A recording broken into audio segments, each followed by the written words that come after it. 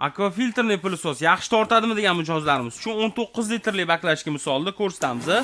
Mana qarang. Buklab qo'ydi.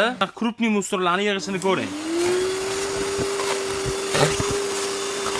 Akvafiltr qilib ishlatish uchun top-toza suvdan quyib olamiz va o'zini nasatkasini o'rnatib qo'yamiz. Ko'rinishidan top-toza bo'lgan gilamimizni tozalaymiz. Bemalol pilisos chuqurasini qarang.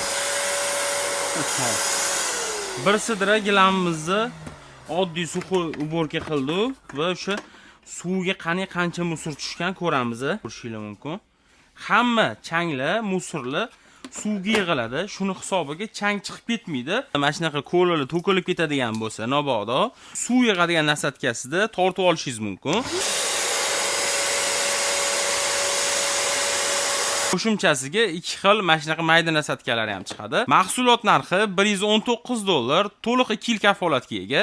Yoqqan bo'lsa, pastki kontaktlarga aloqa chiqarasiz.